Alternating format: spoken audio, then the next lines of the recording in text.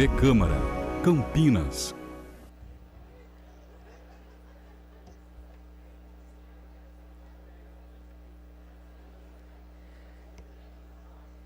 Bom dia a todos, sejam muito bem-vindos, especialmente os estagiários e aprendizes da Prefeitura Municipal, autarquias, Câmara Municipal de Campinas e demais órgãos da municipalidade. Hoje, para celebrar o final de mais um ano, a Escola de Governo e Desenvolvimento do Servidor promove com alegria este encontro. Afinal, trata-se da juventude que dedica parte da sua vida na preparação do seu futuro, numa jornada de atividades acadêmicas e estágio que impõe disciplina, compromisso e responsabilidades, momento que se configura essencial para o crescimento profissional e ao pleno exercício da cidadania. Mais uma vez, procuramos inovar na abordagem e no tema. Faça o que você ama. E temos o privilégio de receber um especialista, o consultor Dumiliano, um jovem empreendedor. Nesse momento, convidamos para suas palavras a senhora Marisa Córdoba Amarantes, coordenadora da EGDS, Escola de Governo e Desenvolvimento do Servidor.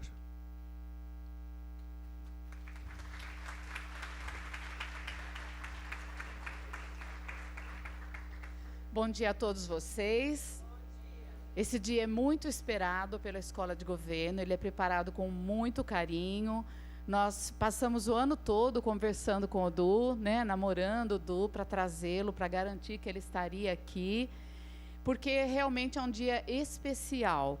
E hoje estar aqui com esse plenário lotado de vocês, jovens, é um motivo assim, de muita alegria para todos nós da Escola de Governo. Estar em meio a vocês e poder trazer alguém que realmente fala a linguagem de vocês e que com certeza vai fazer vocês vislumbrarem um futuro, uma perspectiva, um caminho melhor, uma possibilidade, é um motivo de realização para a Escola de Governo.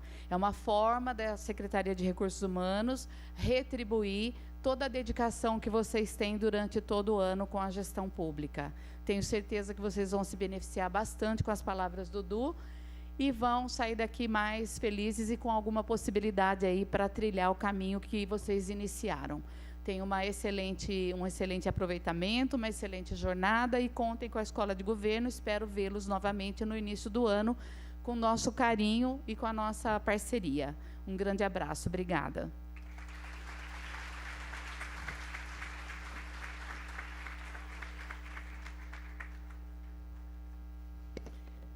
E agora, para as suas considerações, convidamos o senhor Leandro Lima Romanini, representando a Secretaria Municipal de Recursos Humanos.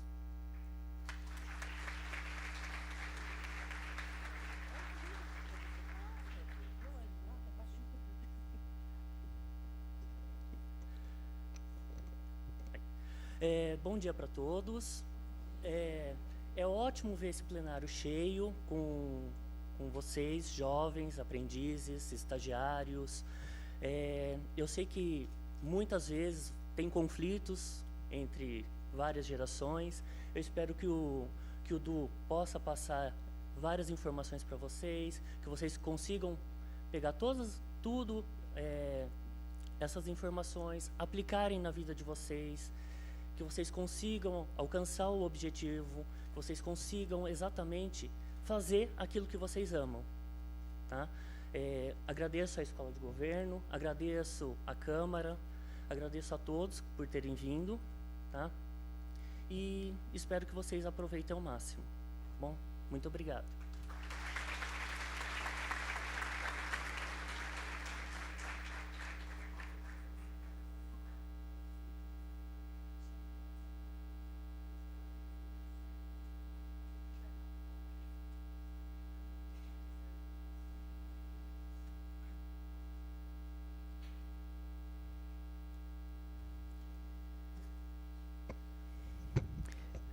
antes de prosseguirmos, nós gostaríamos de fazer alguns agradecimentos. Nós agradecemos a presença da senhora Eliana Almeida, do CIEE, a senhora Antônia Josefina Peixoto, do Patrulheiro Campinas, a senhora Giovana Beraldo de Azambuja Silva, da Unicamp. E também a gente gostaria de pontuar que nós temos aqui estagiários, aprendizes, temos várias secretarias e autarquias. Presentes, então, aprendizes, assistência social, comunicação, educação, ENDEC, finanças, gabinete do prefeito, habitação, IMA, planejamento e urbanismo, recursos humanos, saúde, serviços públicos, Secretaria do Verde. Tá? Muito obrigada pela presença de todos. Tá?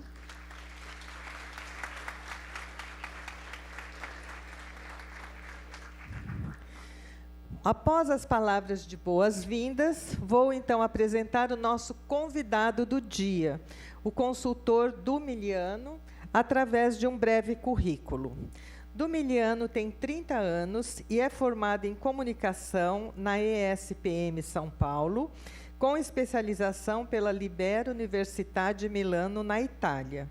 Aos 24 anos, fundou a 99jobs.com, uma comunidade colaborativa online de carreira que pretende redesenhar a forma como as organizações e as pessoas se conectam, baseado em suas crenças e valores. Hoje, mais de 2 milhões de pessoas já estão conectadas a mais de 4.000 empresas em todo o país, utilizando a 99jobs.com. Se a 99jobs.com fosse uma cidade, seria a 8ª maior do país. Eleito em 2015, um dos empreendedores ativistas que estão reinventando o capitalismo, injetando propósito nos negócios. Sua história é contada no livro de Alexandre Teixeira, De Dentro para Fora, um escritor especializado em carreira e cultura organizacional no Brasil. Em 2016, a revista Época escolheu 18 jovens com menos de 30 anos que representam o futuro do Brasil, e Du foi um dos 18 jovens escolhidos. Finalista dos principais prêmios de startup do país, inclusive o prêmio LEAD Futuro de Startups 2015. Vamos, então, abrir espaço para o nosso palestrante. O espaço, então, é todo seu. Du, muito bem-vindo novamente.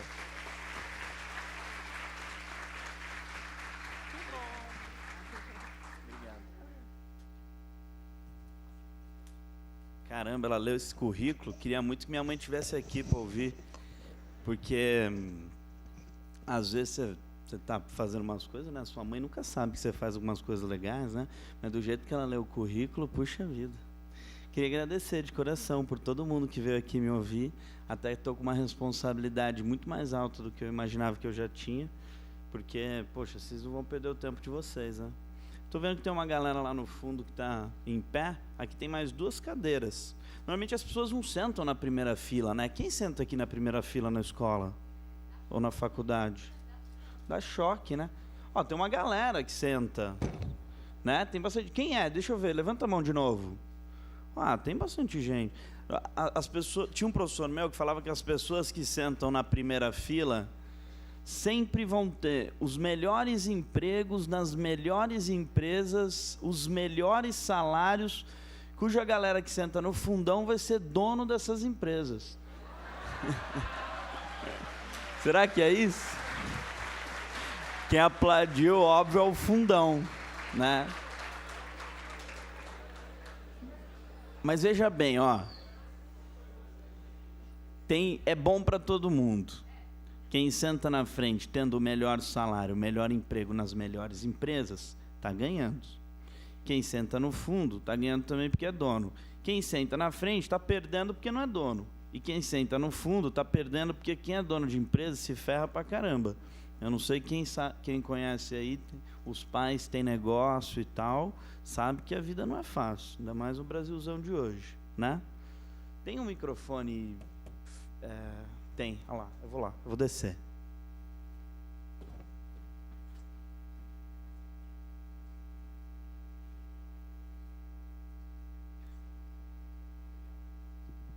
Vou ficar aqui com vocês, mais legal, né? Como é que você chama? Paloma, prazer, viu? Obrigado. Obrigado por ter vindo, viu, Paloma? Ó, eu vou falar rapidinho aqui, eu vou falar um pouco sobre o que de fato é fazer o que ama. E o que é fazer o que ama é uma coisa que eu aprendi ao longo um pouco da minha vida. Vou contar essa história para vocês. Além disso, eu também vou contar o que a gente está fazendo lá na minha empresa, que ajuda, obviamente, jovens a se conectar com aquilo que é o mercado de trabalho como um todo, tá bom? Eu vou falar sobre um negócio chamado a Jornada do Herói, no comecinho agora, que foi criada por esse senhor chamado Joseph Campbell, que ele era o braço direito de um dos maiores nomes que a psicologia já teve no mundo, chamado Jung, e esse cara, ele criou a Jornada do Herói, que eu entendo também como a fórmula da vida. E aí vocês vão entender por que é a fórmula da vida. Só que para exemplificar, eu trouxe três filmes aqui para vocês. Quem não assistiu nenhum dos 3 filmes, Senhor dos Anéis, Harry Potter ou Star Wars? Quem não assistiu nenhum dos 3? Tá. Tem algumas poucas pessoas que não assistiram nenhum dos 3. Provavelmente devem estar fazendo coisas mais legais, né? Mas não tem problema nenhum, a porta é ali, pode ir embora. Obrigado. Não é para aplaudir. Galera animada, meu. Olha só. Aqui, se você assistiu o Harry Potter, você vê o do meio. Se você assistiu Star Wars, você vê o outro. Para você criar uma história incrível, que realmente faça diferença na vida das pessoas, você precisa ter vários elementos. O primeiro deles é o herói. E o que é o herói? O herói é o profissional que de alguma forma, é uma pessoa que de alguma forma lidera a história inteira. Quem assistiu Harry Potter aqui, só para saber? Legal, vamos de Harry Potter então.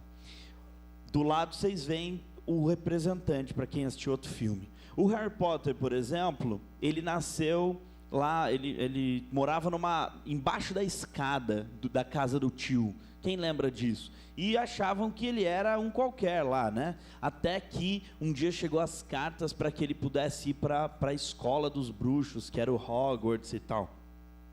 Se você quiser fazer se você estiver escrevendo uma história e quiser deixar o teu herói mais, assim, forte, você mata o pai e a mãe. A maioria desses heróis não tem pai e mãe, porque ele fica órfão e aí o herói fica mais forte ainda. Não é à toa que também, cadê o pai e a mãe do Super-Homem? Morreu. O pai e a mãe do Batman? Morreu também. Então, isso aí acontece. Além disso, tem que ter um parceiro, que é uma alma amigável. Quase sempre está do lado do herói. E ele aponta o caminho, ele aparece no último minuto para salvar. Não, calma que eu vou. Aí você também tem o mentor, que é um mago misterioso. Ele usa barba e roupas antiquadas. E aponta o caminho e morre. Sempre. Tem a princesa, a Hermione aí, ó. É a mulher que possui visão e chaves. Ela potencialmente é um interesse amoroso, mas na verdade ela é irmã do herói. Por que ela é potencialmente? Quando você está assistindo Harry Potter, chega a Hermione, e aí você já pensa, vão se pegar, em algum momento. Mas eles não se pegam, porque você pegar a Hermione ou a Hermione pegar o Harry Potter, é a mesma coisa que você pegar um dos seus melhores amigos, uma das suas melhores amigas. Entendeu?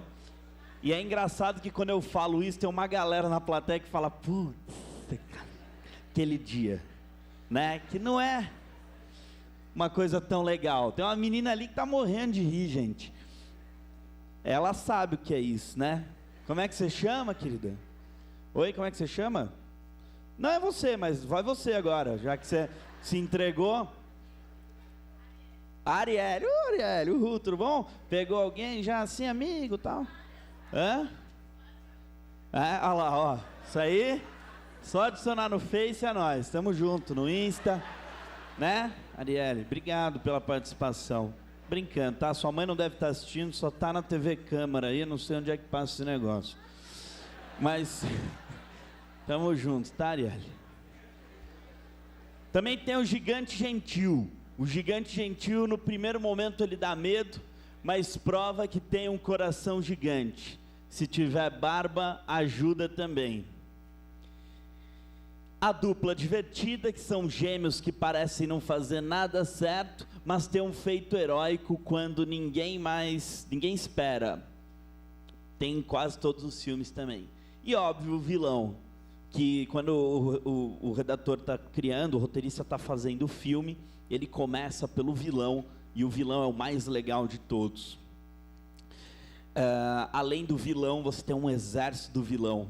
Quando o vilão morre ou alguma coisa acontece, o exército do vilão desaparece, você nem sabe para onde foi. Então todos os filmes têm esse exército. Falem um filme da Disney aí, quero que vocês façam esse pedaço da palestra agora. Um dos clássicos, tá? Não adianta falar Frozen. Rei Leão. Quem assistiu o Rei Leão aqui? Oh, legal. Vai lançar o novo agora, né? Quem que é aqui, ó, no Rei Leão? Ops, aqui. Quem que é o Rei Leão aqui? Quem que é o herói aqui? Já contei quem é. O Simba. É o Simba, Arielle? É? Você assistiu o Rei Leão? Assistiu? Ou estava ocupada? Assistiu? Então tá bom. Pô, o Rei Leão é legal pra caramba, né? Ano que vem vai lançar o live action do Rei Leão e tal. Bom, Rei Leão, ó, aqui é o Rei Leão. Quem que era o Rei Leão na fila do pão?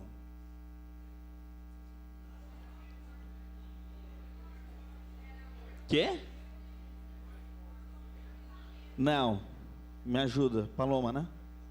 Me ajuda, Paloma. Quem era o Rei Leão na fila do pão? O herói. Né? Tá ali. Isso aí você acertou. Tem uns tablets aqui, né? Que legal esse negócio, né? Para apertar assim? Para fazer votação? Não? Interessante isso aqui, hein? Tô descobrindo a câmera, gente. Volta aqui, aparece ali? Tecnologia, né? E pode pôr até a biometria aqui. Você pega a sua digital dos vereadores. Poxa vida. Então, bacana esse negócio. Aí vamos voltar aqui que eu já me perdi. A minha cabeça funciona, eu fico abrindo várias abas do Chrome, do Internet Explorer, só que eu abro na minha cabeça. Aí eu nem sei porque eu abri as coisas, depois eu volto para fechar, entendeu? Então esse é um problema que eu tenho. Acabei de falar desse negócio aqui que me já tomou atenção. Eu estava falando com a Paloma, né? Falando o herói. Quem é o Simba na fila do pão? Ótimo. Quem falou isso? Parabéns, obrigado aí. Como é que você chama? João. Obrigado. Filho do rei.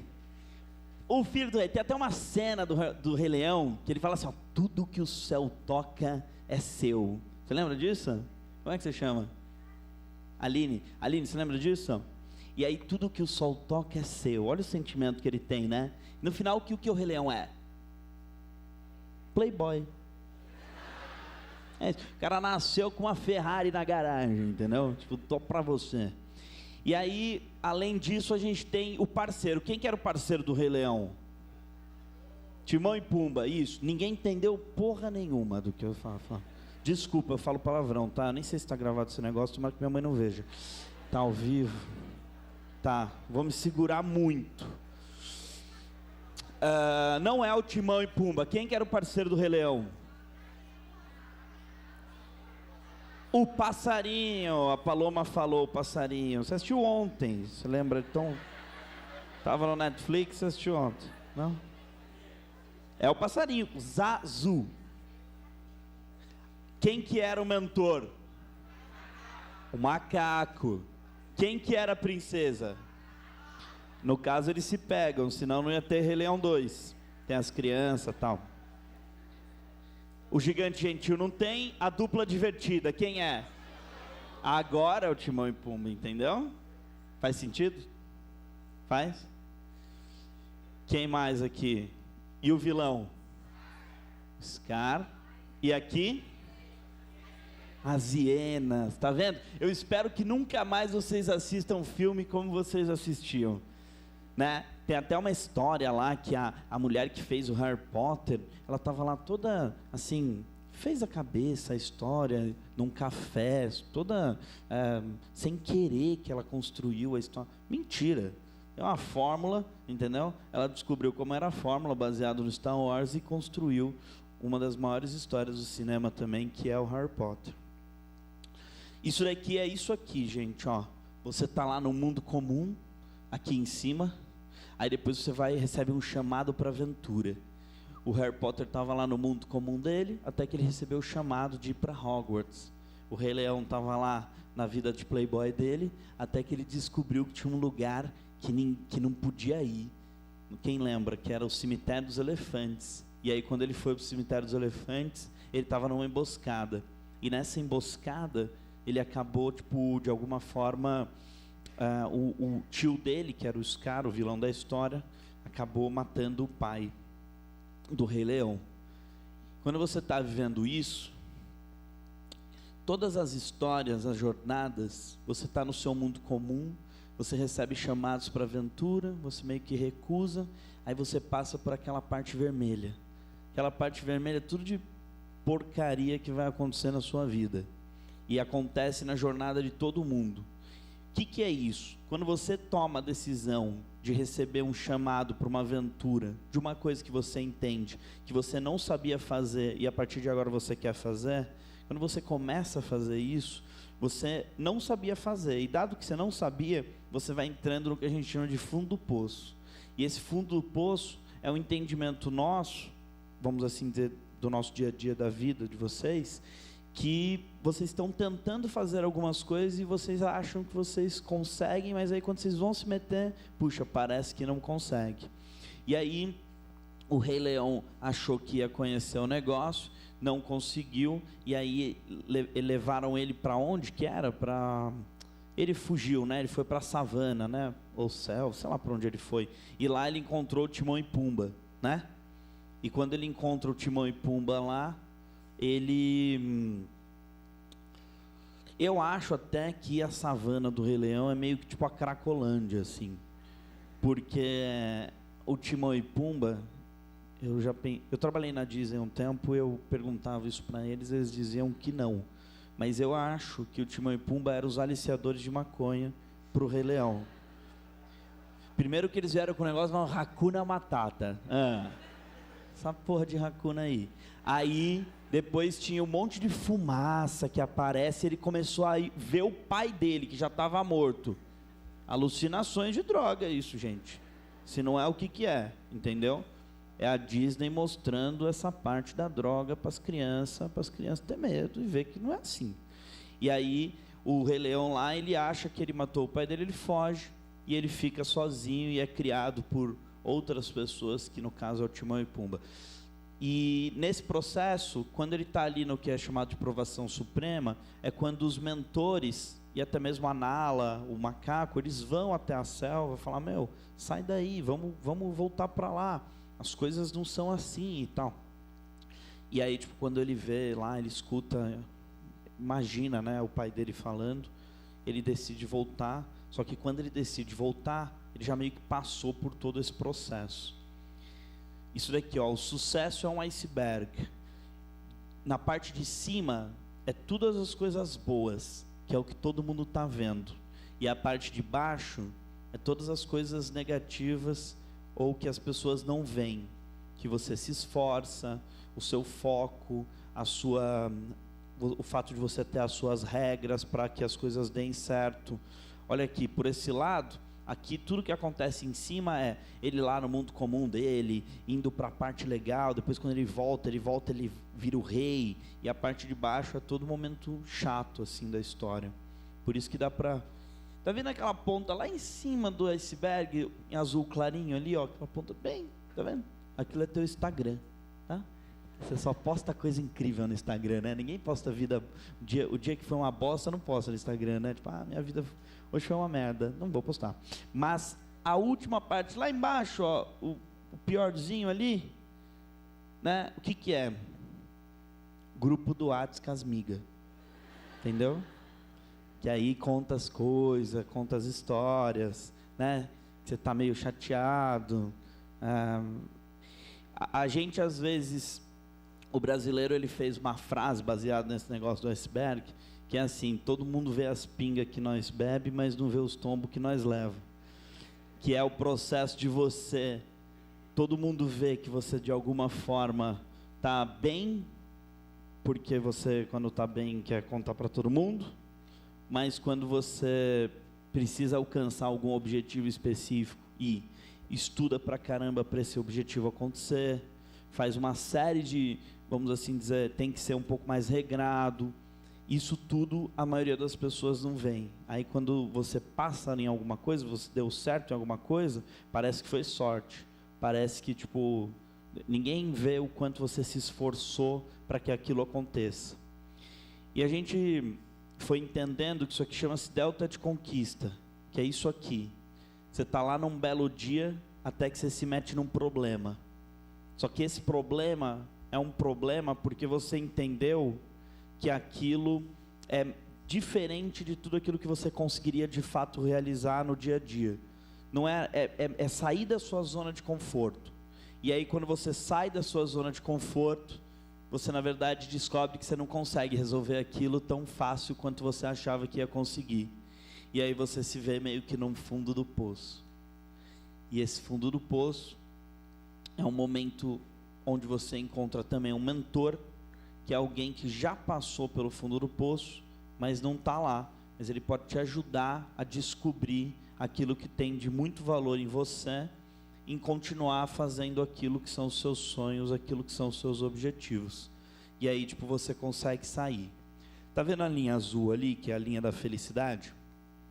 Segundo o Instituto Brasileiro Eduardo Migliano de Estatísticas, que eu mesmo inventei esse instituto, 99% das pessoas, 99,9% vivem abaixo da linha da felicidade. Porque não tem graça nenhuma você ficar feliz o dia inteiro, né? Aquelas pessoas que chegam e já falam, bom dia, tá, isso aqui. Você quer matar essa pessoa, né? Você não quer? Como é que você chama? Cauê. Não suporto essas pessoas.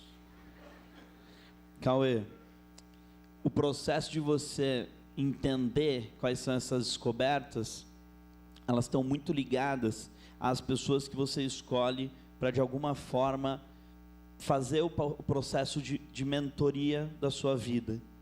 Então, quando eu estava lá no fundo do poço, por exemplo, a minha mãe, eu tinha passado, eu estava na faculdade e eu peguei uma DP. DP é quando você não passa, né, na matéria. Acho que nenhum de vocês tem esse problema. Recuperação, essas coisas. Aí eu não passei na matéria. E dado que eu não passei na matéria, minha mãe sempre, mas aquela tua prima que ela passa em tudo, sempre tinha uma porra de uma prima, entendeu? Depois fui descobrir que ela era um holograma, ela nem existia, ela foi lá só para me ferrar, essa prima. Ela morava na Ilha das Primas chata, entendeu? Que sempre tem uma prima, um primo que tipo tua mãe usa como exemplo, que é melhor do que você nos luz, assim. Eles não existem, são hologramas, eles estão numa ilha, eles ficam lá, e aí, ferrou quantos hoje, tá, não sei o quê. Só pode.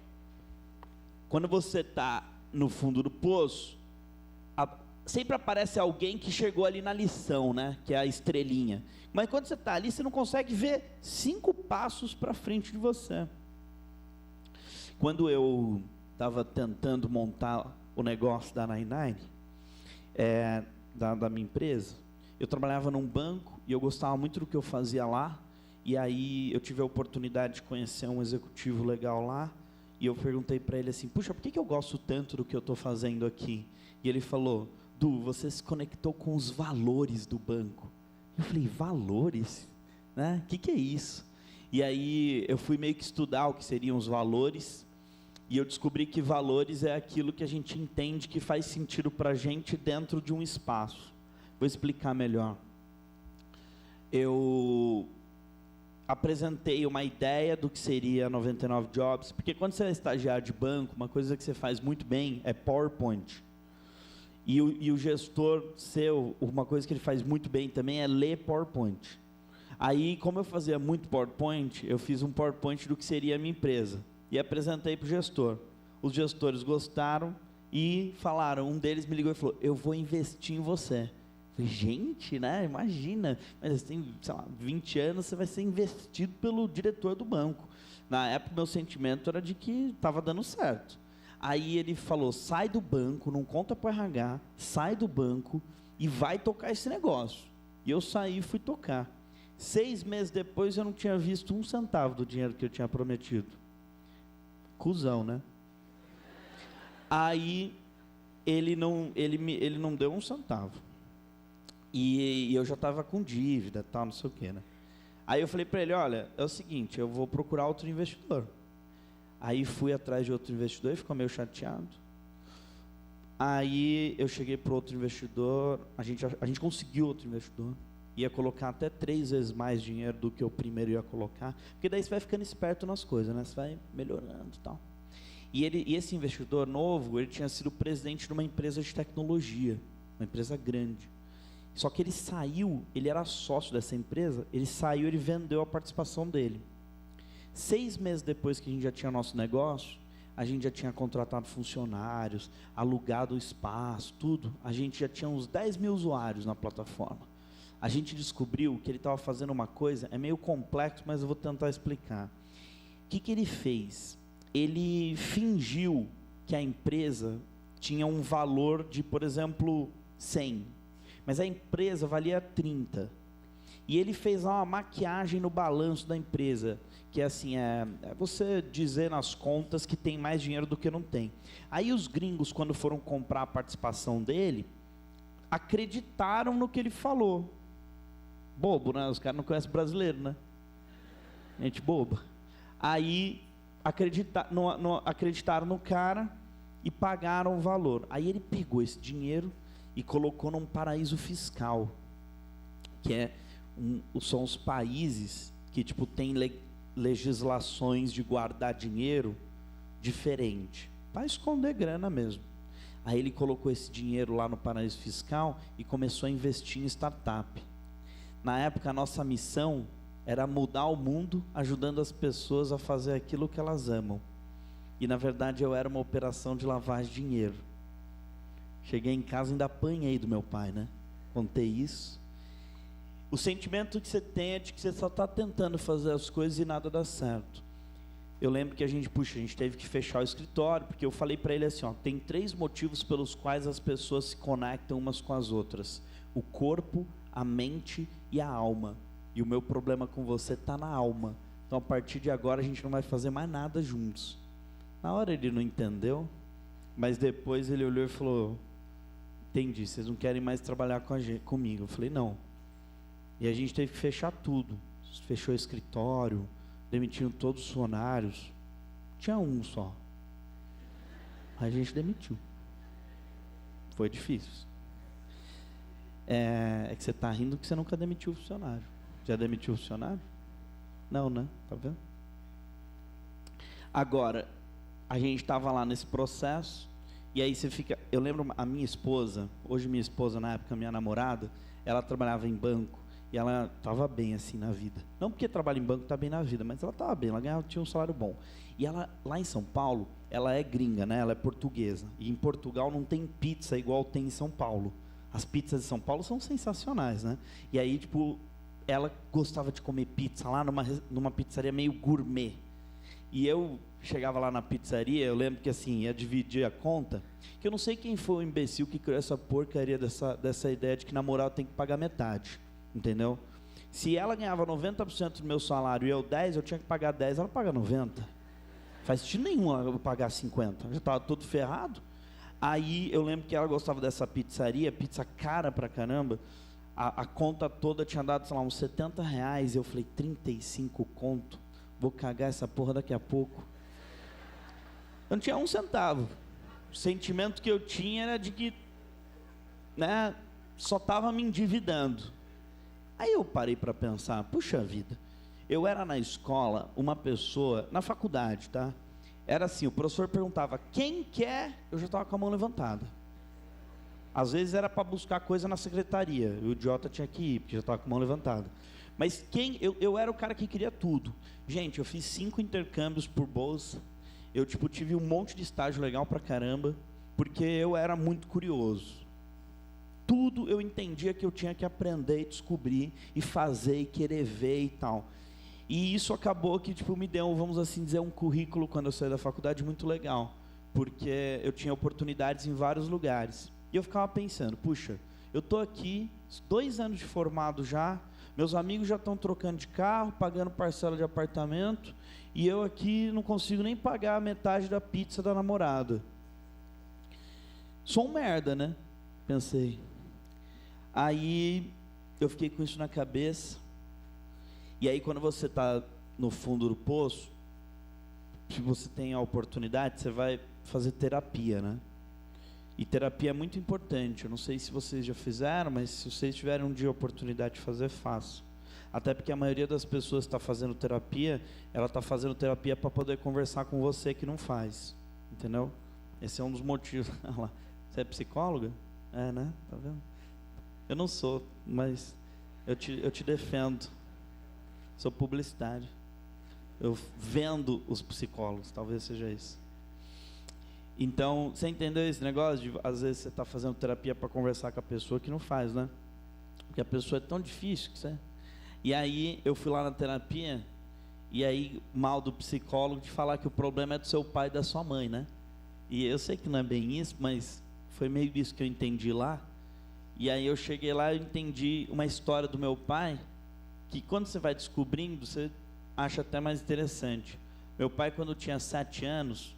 Os meus avós se separaram, e na separação do meu pai, da minha avó e do meu avô, o meu avô nunca pagou pensão na vida. E minha avó, semi-analfabeta, empregada doméstica, teve vários desafios na vida para conseguir dar uma educação de qualidade para o meu pai e para o meu tio. E nesse processo, ela achava que o meu avô era um grande filho porque nunca pagou nenhuma pensão para o meu pai e para o meu tio. E também entendia que a justiça no Brasil era uma porcaria, porque nunca fez nada contra o meu avô. Quando meu pai teve a oportunidade de estudar, ele foi fazer o quê? Direito. E a primeira pessoa que ele processou na vida foi o pai dele, alegando toda a pensão que ele não recebeu na vida. Aí, no meio do caminho, ele descobriu que o problema da justiça não era meu avô, era a justiça. E aí ele falou, então eu vou estudar mais, vou passar num concurso para ser juiz. Aí foi e conseguiu ser juiz. E nessa que ele conseguiu ser juiz, ele não foi trabalhar nessa área do direito da família, foi trabalhar num negócio mais tranquilo, que era o narcotráfico. Aí ele ficou como juiz contra o narcotráfico, assim, por uns 20 anos, no Brasil e na América Latina. Quando eu nasci, meu pai já era juiz, e eu não tinha essa noção do que era, sei lá, vou dar um exemplo bom para vocês. Eu tinha 7 anos, eu perguntei aos meus amiguinhos, a sua escolta também não vem te buscar? E assim, todas as facções criminosas possíveis queriam matar meu pai e minha família inteira.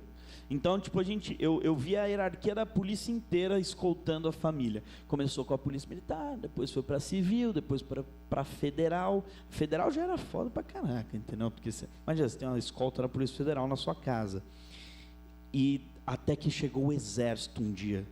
Gente, vocês têm noção do que é um caminhão do exército chegando na porta da tua casa?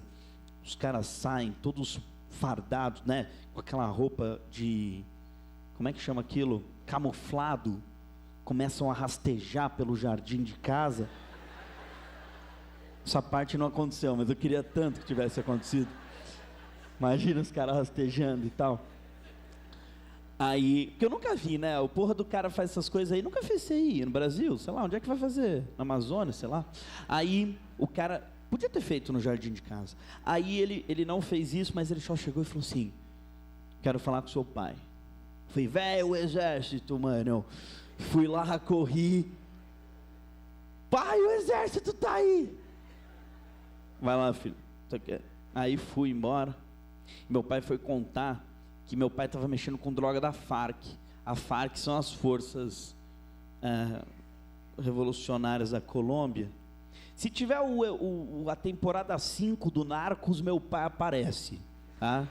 Assim, e lá na Farc, uma vez sequestraram um dos maiores publicitários que o Brasil já teve. Quem sequestrou foi a Farc. O cativeiro da Farc era um cubículo de 2 metros quadrados, todos pintados de branco, todo pintado de branco, tinha rock pesado tocando 24 horas por dia, luz acesa 24 horas por dia, e deram uma revista inglesa chamada The Economist para o cara ler. Esse era o nível de cativeiro da Farc. Os caras da Farc não mandam uma mensagem assim, ó, tipo, a gente vai te matar, você está mexendo com droga nossa. Eles mandam uma bomba e mata já o quarteirão inteiro, entendeu? Então o nível de periculosidade, vamos assim dizer, era muito maior. Agora, Paloma, você fica tranquila, porque não tem problema nenhum, você está do meu lado, tá? Meu pai já não faz isso faz um tempo, entendeu? Agora está tranquilo. Mas, tem uma coisa que o pai e a mãe de vocês, e quando vocês tiverem filhos, se vocês já tiverem com entendimento da educação do filho, vocês não podem falar para o filho de vocês, que é assim, ó, papai e mamãe não pode brincar porque precisa trabalhar.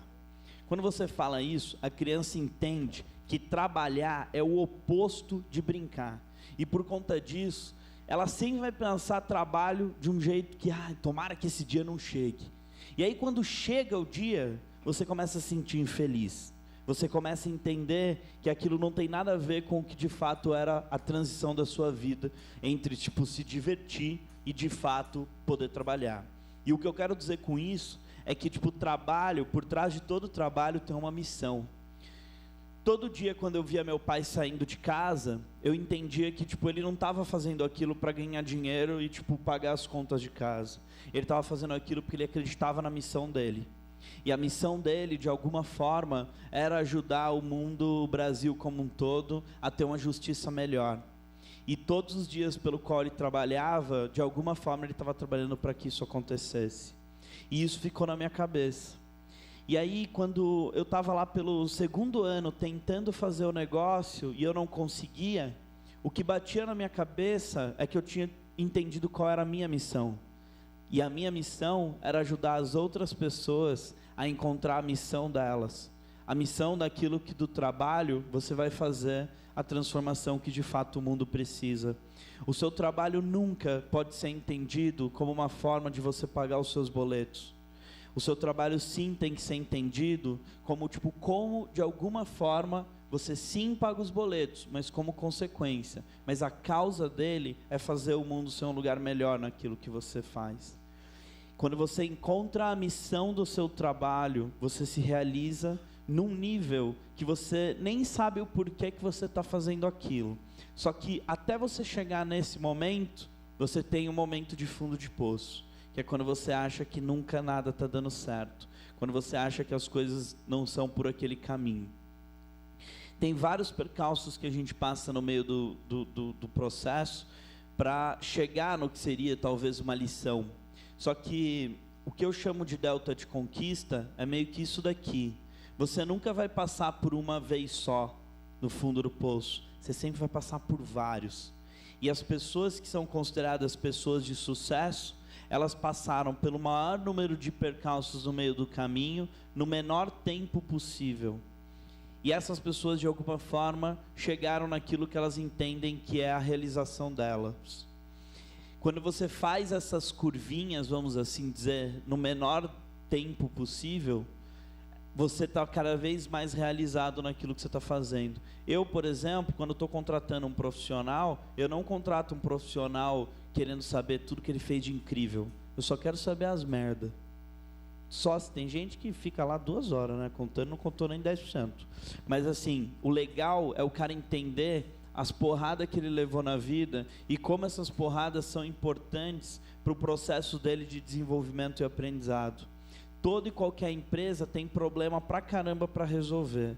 E dado que esses problemas existem, como que tipo, elas estão buscando profissionais que de alguma forma ajudam ela a resolver esses problemas e sair daquilo que elas entendem que é o momento que elas estão, que pode ser, que é legal, mas pode ser muito melhor. Eu vou mostrar para vocês 3 coisinhas que estão ligadas ao que a gente aprendeu ao final sobre fazer o que ama. Mas antes, eu vou terminar aquela história que eu estava falando do meu pai. Quando meu pai saía de casa, ele não falava lá que ele ia pagar as contas. Mas ele não falava porque ele sabia disso, tinha lido em um livro que não deve se falar isso. Nada disso. Ele só não falava. Mas quando ele chegava, ele contava todas as histórias do que ele estava fazendo. E quando ele contava essas histórias, a noção que eu tinha sobre a missão do que ele estava construindo era muito maior do que o entendimento do porquê que ele tinha escolhido esse trabalho. Ou seja, eu tinha noção do porquê que ele tinha escolhido, porque ele tinha passado por uma experiência que na vida dele não tinha sido legal, e ele queria fazer com que o menor número de pessoas possíveis passassem por experiências menos ruins sobre a justiça. Só que às vezes meu pai é um só. Se um pouquinho mais de pessoas pensassem com o olhar de que você não tem um trabalho, mas sim tem uma missão, você iria se conectar mais com o objetivo final das coisas que precisavam ser feitas. E por conta disso eu não tenho dúvida nenhuma de que o mundo é o seu lugar melhor. E aí eu estava voltando lá da pizzaria que eu não consegui pagar. E aí eu fiquei pensando, puxa vida, né? Não consegui pagar a pizza e tal. Acho que eu sou um merda mesmo. E no final eu pensei, não, eu estou tomando uma decisão que não é uma decisão tão racional, porque você não, sei lá, eu estava me ferrando ali na história. Mas eu entendia que o meu coração estava dizendo aquilo muito mais alto do que de fato só às vezes o quanto você tem de dinheiro na conta, ou se você está dando certo. Eu lembro que no meu primeiro estágio eu já estava feliz pra caramba que eu tinha conseguido estágio e não tinha vale-refeição, essas coisas, não tinha nada. E aí meu pai, a primeira pergunta, e aí, quanto que é o vale-refeição? Eu falei, pô pai, nem tem vale-refeição. E aí assim, o sentimento que eu tinha era de que meu estágio era uma porcaria, mas eu estava amando aquilo que eu estava fazendo, num nível que às vezes aquilo é mais importante, mesmo que as pessoas que estão ao seu redor fiquem o tempo todo, tem uma porra de um mosquito aqui, mesmo que tem, não sei o que é, será que é o microfone?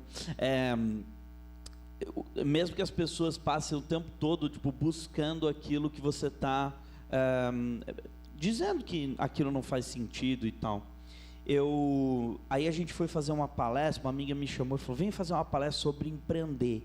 Isso lá naquela época, eu falei, você está de piada, né? A última coisa que eu consegui fazer foi empreender. Ela falou, não, vem que vai ser legal. Aí eu cheguei lá no evento, o evento chamava Fail Conference, Conferência das Pessoas que Falharam. Aí eu falei, legal, né? Assim, já acho que sou um merda, agora vou ter certeza, né? Vou subir no palco, vai estar lá, merda, né? Poxa, que chato, você me convida para um evento desse, né? Ela falou, vai que vai ser legal. Aí fui, falei lá no Fail Conference, Conferência das Pessoas Falam. Aí tinha um menino na frente ali, ele falou assim, o que eu faço para empreender? Eu falei, cara, vou contar tudo que eu aprendi até agora. Escreve num papel, de um lado, tudo que teu coração está dizendo que você acha que seria legal de fazer. E do outro lado você escreve assim, eu não posso fazer nada que eu não possa contar para o meu pai na mesa do jantar. Se você estiver fazendo alguma coisa que o seu pai não vai gostar e você não pode contar para ele, seu pai, a sua mãe, whatever, quem seja, uma pessoa que você ama, se você não puder contar para ele, é porque você está fazendo errado. Esse é o meu conceito de ética. Esse é o meu conceito de você entender tudo aquilo que de alguma forma lhe foi ensinado, e dado que lhe foi ensinado, você entende que existe um caminho para as coisas que precisam ser feitas. E aí, ao longo dos nossos mais de 2 milhões de usuários, a gente aprendeu 3 coisas. Uma delas é uma escada rolante, a segunda é um bambolê, e a terceira é Não, a segunda é uma meia e a terceira é um bambolê. O ator morre no final, lembra? Mas ele conseguiu passar. E o que eu quero dizer com isso é que, tipo, a gente precisa a todo momento enfrentar os nossos próprios medos e sair da zona de conforto. Porque se a gente entendeu que a gente não está conseguindo enfrentá-los e, tipo, passar, de alguma forma, dar os primeiros passos para fazer as coisas acontecerem, a gente não vai sair do lugar.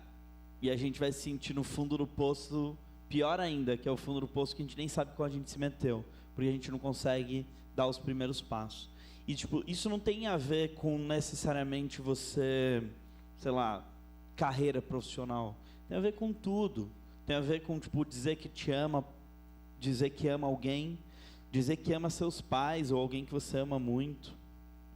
A primeira vez que você faz isso, o sentimento que você tem, tipo, caramba, eu nunca fiz isso com as pessoas que eu amo. Então, às vezes, está nas pequenas coisinhas você sair da sua zona de conforto e tomar as decisões que precisam ser tomadas. A segunda coisinha que eu aprendi está relacionado a uma meia.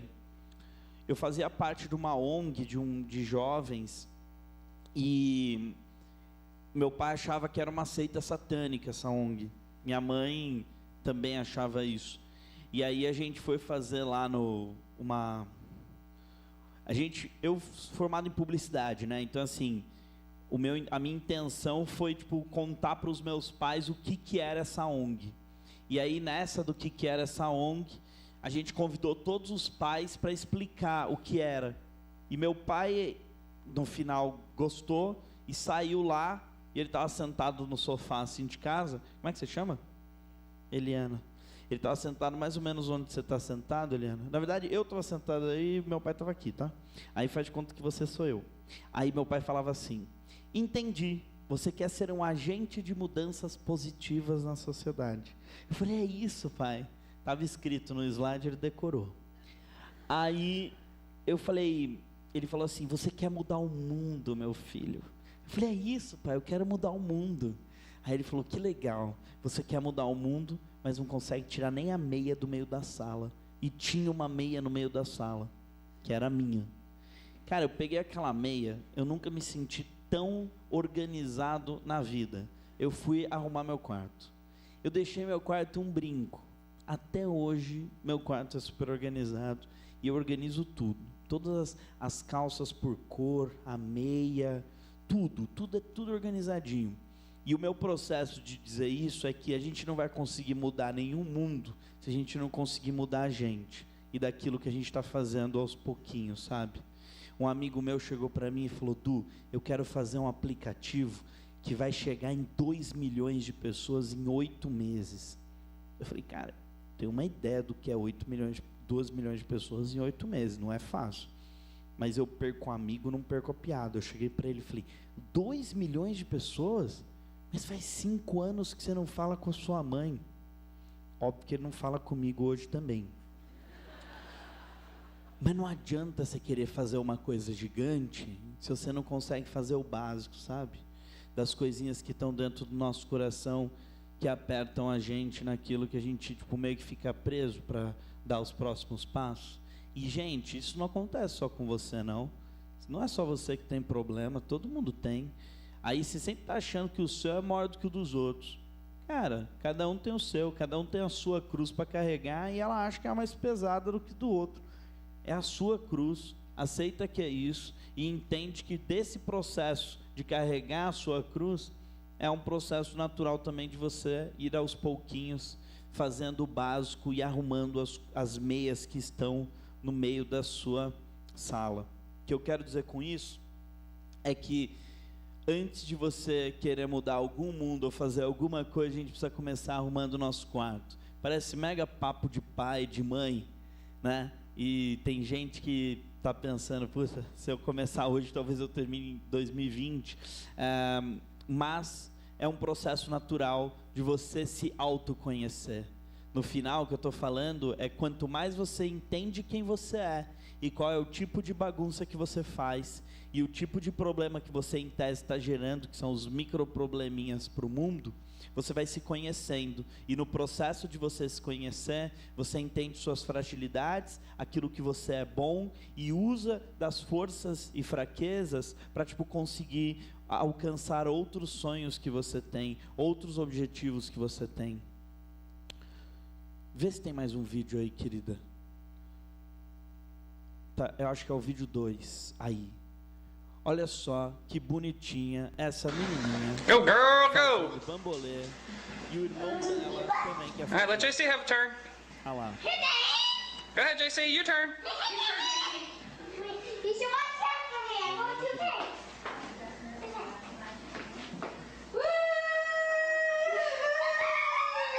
Olha a cara de felicidade da criança. You're doing a good job, man.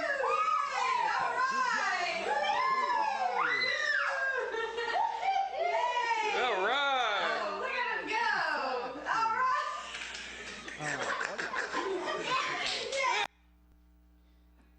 Bonitinho, né? O que é essa criancinha? Deixa aí um pouquinho de... Tem problema. Volta lá então, acho que eu tenho uma imagem aqui. Go, girl, go! Não passa tudo não. Vai lá até o final. Pode deixar? Depois vocês verem. Olha só a cara de felicidade da criança. O que é isso, tá? A criança estava rodando bambolê aqui, na frente dela tinha uma plateia. Óbvio que não era o número de pessoas que tem aqui, mas tinha lá 3, 4 pessoas, seja pai, a mãe e tal. E aí essas pessoas estão fazendo o quê? Elas estão rindo. Acharam engraçado. Igual quando a gente passou o vídeo, vocês riram também. E eles riram lá. O que aconteceu? A criança viu as pessoas rindo. O que ela fez? Riu. Só que ela nem sabia o que ela estava fazendo. E ela não estava fazendo bambolê. Ela não sabe o que ela fez. Ela não sabe. É isso que acontece quando vocês são crianças e vocês fazem coisas que os pais de vocês acham incrível e vocês nem sabem o que vocês estão fazendo. Aí sabe o que a gente é condicionado a fazer? Programa o nosso cérebro para fazer o quê? Para a gente fazer os nossos pais ou as pessoas que estão próximas a gente a rirem. E aí, a maioria das coisas que a gente tem que fazer no mundo é para deixar o outro feliz, não a gente. O bambolê caiu e já está lá embaixo faz um tempo. Mas o processo de tomada de decisão é do que os outros querem fazer. Aí sabe o que os outros fazem? Eles pegam todas as frustrações deles, todos os fundos do poço deles e jogam na gente. E aí o que você acha que você está fazendo? Vocês não têm noção o tanto de gente que eu conheço que tomou decisão de fazer faculdade porque o pai mandou. Porque era aquilo que a família queria. E não tinha nada a ver com o curso que o moleque queria fazer. Quando você não se empodera daquilo que é o seu sonho e toma como o seu sonho o sonho dos outros, a felicidade é momentânea. É igual vocês riram rapidinho da coisa, depois acabou. Agora a felicidade que fica dentro de vocês aqui, ela passa a ser meio que infeliz, e no processo dessa infelicidade, aí você se vê no fundo do poço maior. Uma amiga chegou para mim e falou: Du, eu passei na faculdade e meu pai deu um duro danado para pagar a faculdade para mim e falou que se eu não saísse da faculdade ganhando, na época acho que era, sei lá, R$2.000, R$2.500 por mês, para ele não tinha dado certo. Eu era uma pessoa ruim. Aí eu falei: nossa, seu pai falou isso? Ele falou: falou. Aí eu fui atrás e consegui um emprego de R$2.500. E depois de uns 3 anos eu encontrei com ela. Ela falou: você não tem noção do índice de infelicidade que eu sinto no meu coração, porque eu não tomei a decisão de encontrar o meu trabalho baseado no que eu queria fazer, mas sim baseado no que o meu pai dizia para eu fazer. E por mais que ele me amasse, ele entendeu aquilo na verdade como uma frustração natural dele, e aquilo mexeu muito comigo. Eu acho que o processo mais importante que tem, e eu sei, gente, que não é fácil, eu sei que não é todo mundo, e às vezes a gente está assistindo: mas na minha casa, sempre vai ter essa fala. Ao mesmo tempo, eu entendo que esse processo é um processo super importante de você se empoderar dos seus próprios sonhos. Vai ter professor, vai ter amigo que você acha que é amigo, vai ter pai, todo mundo dizendo o que você tem que fazer. Mas em momento algum você está lá no seu coração entendendo se você quer fazer aquilo ou não. A maioria das coisas merdas que acontecem e erradas na nossa vida são baseados em alguém incentivando a gente a fazer, com a gente ficando com o entendimento de que se a gente não fizer, a gente é um babaca. E no final não é isso não, é que o seu coração não quer. Se você puder voltar lá na apresentação, é meio que isso daqui, ó, que está escrito aqui, que não é todo mundo que vai entender o seu caminho, mas tudo bem, não é o deles, é o seu. Quando você se empodera do seu caminho, você entende o que de fato você veio fazer aqui. Sabe quantas pessoas morrem por ano no mundo baseado em guerras civis? Tipo violência do Rio, até da Síria, 700 mil. É isso que a gente vê na TV o dia inteiro. Em todas as notícias é isso que a gente vê sobre a violência. Sabe quantas pessoas se matam por ano? 1 milhão. Sabe quantas pessoas tentam se matar por ano? 20 milhões. É mais perigoso você ficar no seu quarto pensando merda sozinho do que na Síria ou no Rio de Janeiro. E o que eu quero dizer com isso é que a gente às vezes tem uma capacidade que a gente nem imagina que tem. E essa capacidade está tudo aqui, em como a gente enxerga o mundo. E o processo de você enxergar o mundo é super difícil e complexo. Mas ele precisa começar no entendimento de você, sentindo que você é dono dos seus próprios sonhos.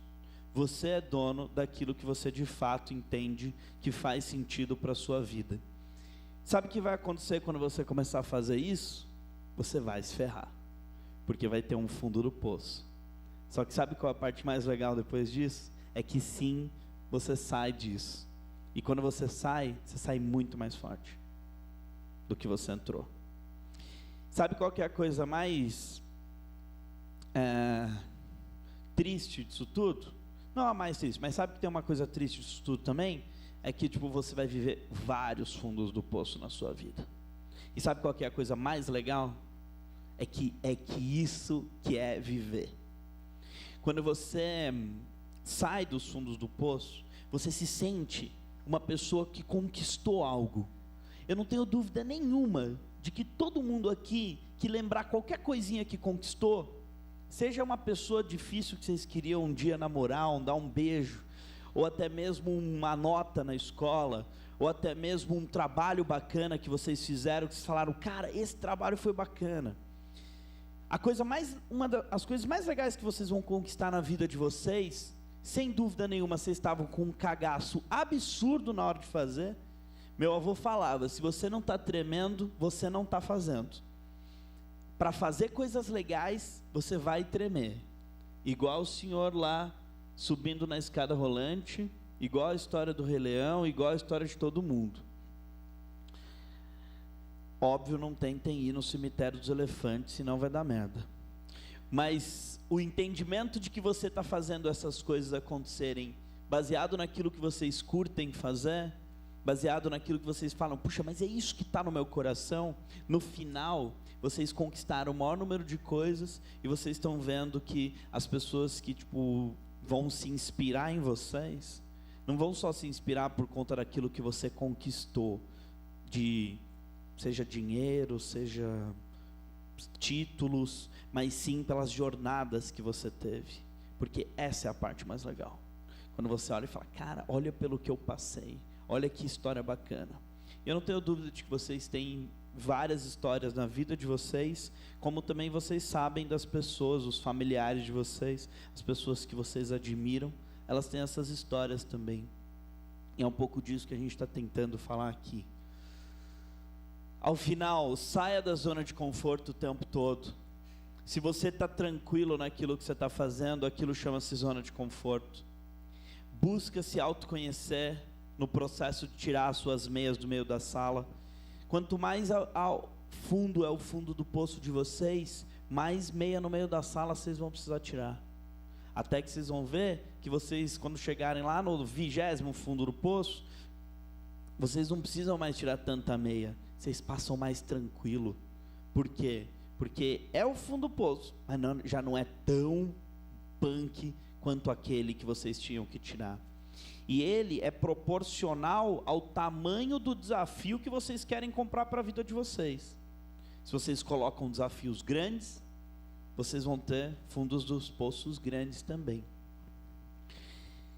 E isso, obviamente, vai gerar vocês um autoconhecimento, que é uma coisa riquíssima, é uma coisa que ninguém vai tirar, que é o quanto vocês conhecem de vocês mesmos. E depois, uma coisa super clichê, piega, sei lá, que é você seguir seu coração. É você entender que, tipo, quem está tomando as decisões para a sua vida não é outra pessoa, é você mesmo. Você vai pagar o preço disso, e isso custa caro pra caramba. Mas ninguém vai poder dizer, e nem você vai poder dizer, que foi culpa do outro. Foi culpa sua.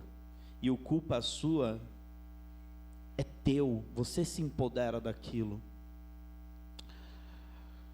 Eu estava falando sobre esse cara, ele disse que nós podemos ter a oportunidade de viver a vida com mais significado do que qualquer ser humano já viveu. Em todas as gerações do mundo, ninguém teve tanta oportunidade de viver a vida com significado. Que é um pouquinho do que meu pai estava sentindo, que é, puxa, ele entendeu que a justiça não era tão legal e ele podia mexer um pouquinho na justiça. Cara, eu lembro um dia que meu pai recebeu um prêmio do presidente da República. E assim, tipo, puxa, minha avó não sabe... Hoje ela já é velhinha, mas assim, tipo, ela assim, já está bem velhinha e ela não sabe ler e escrever até hoje. E sabendo que, tipo, a mãe dele não sabe ler e escrever até hoje, e ele ganhou um prêmio do presidente da República por conta de tudo que ele já construiu, indiferente de quem era o presidente na época, o que ele fez não foi para o presidente, foi para o Brasil, né? E o número de drogas que foram apreendidas, o número de famílias a menos que foram destruídas, e ele conseguiu, de fato, viver uma vida com significado. Esse é um pouco do meu trabalho também. Eu entendo que se eu estou falando aqui com vocês, eu estou ajudando de alguma forma a vocês encontrarem um pouquinho da missão na vida de vocês, da missão que vai fazer parte daquilo que também é o trabalho. Não entendam o trabalho com a forma de pagar o boleto, ou de comprar coisas caras. Entendam, ou até mesmo de pagar a conta que às vezes outras pessoas não conseguem pagar.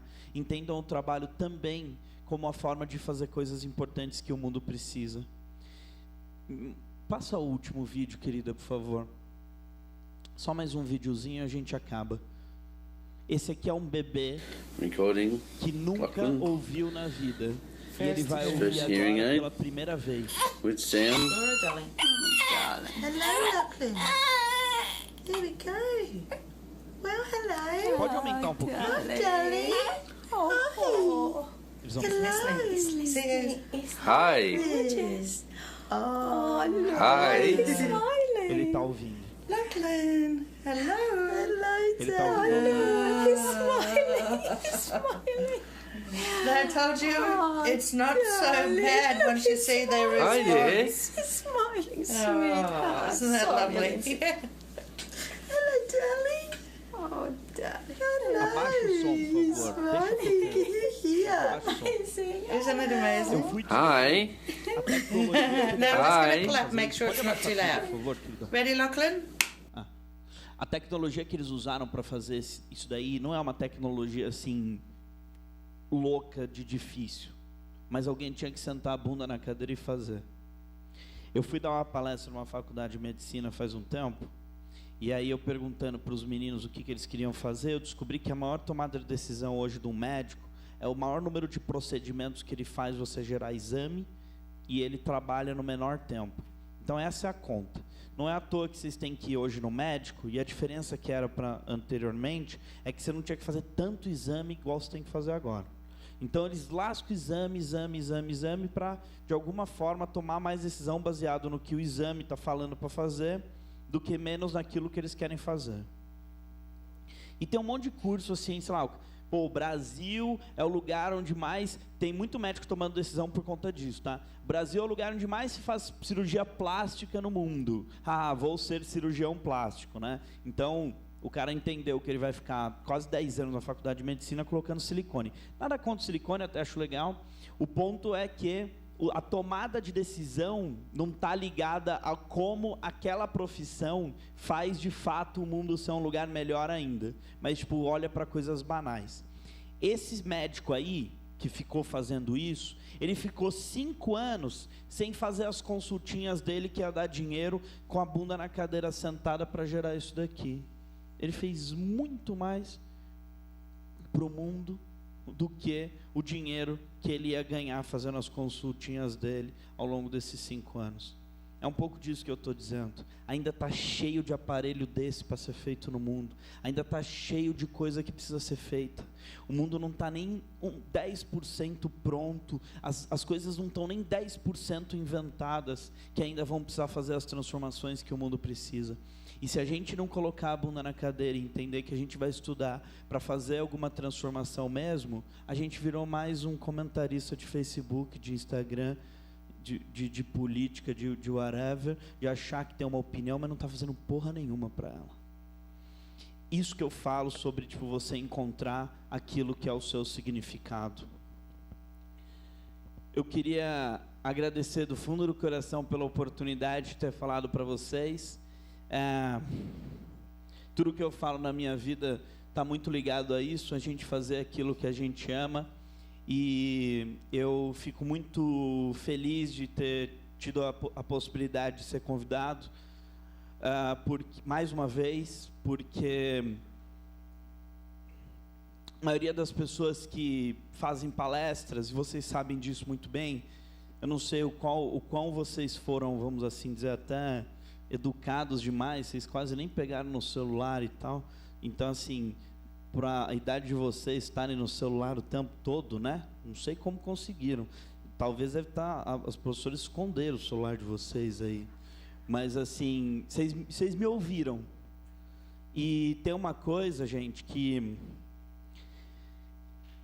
uma vez um chefe meu, ele estava eu estava assistindo uma palestra dele. E aí, tipo, ele foi jogar o microfone para mim, meio que assim, tipo, ele foi fazer uma piada. E aí ele falou assim: vou fazer uma pergunta para vocês, tipo, qual é o sentido da vida? E jogou o microfone na minha cara. E essa era a pergunta simples que ele ia fazer para as pessoas. E aí eu olhei, o microfone estava na minha cara, eu falei assim: amar e ser amado. E aí ele meio que não entendeu. E aí veio uma galera no final: pelo amor de Deus, o que é amar e ser amado? Amar e ser amado é o motivo pelo qual a gente veio ao mundo. A gente não veio fazer mais nada a não ser amar e ser amado. Tudo que vocês vão fazer, carreira, ter filho, fazer faculdade, tudo é para se sentir amado. E sabe o que é sentir amado? É se sentir ouvido e se sentir útil. E tudo que a gente constrói no processo de sentir ouvido e de sentir útil está muito ligado ao entendimento de como a gente vê a nossa missão, do porquê de fato a gente veio aqui, sabe? Do porquê de fato a gente nasceu. E eu não duvido nada de que todos vocês têm uma missão muito legal para fazer. Vocês só precisam se sentir empoderados de que aquilo é de sua responsabilidade, não do outro, e de que vocês ainda têm um monte de coisa que precisa ser construído. Beleza? Obrigado de coração pela oportunidade, pela atenção, pelo carinho de ter ouvido, e pode ter certeza que eu me senti amado, porque no mínimo eu me senti ouvido por vocês. Obrigado de coração. Obrigado.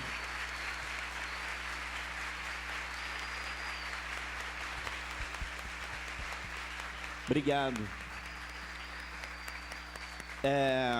Parece que eu tenho mais um tempinho aqui para abrir para pergunta. Se vocês quiserem, alguém quiser fazer alguma pergunta, fique à vontade. Aqui. Du, parabéns. É a segunda vez que eu vejo a sua palestra e, como sempre, trazendo... eu vi uma que você contava umas histórias bem malucas também da sua vida, mas muito interessante. Meu nome é Eliana, eu sou do CIE.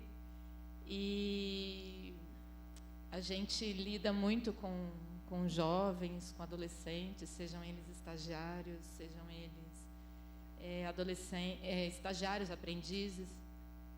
E o que chama muito a atenção nessa sua fala é referente a esse fundo do poço, que é muito comum, né, para nós, assim, nessa idade que vem pegando a adolescência, depois ser um adulto que de fato a gente ainda se agarra em muito da adolescência.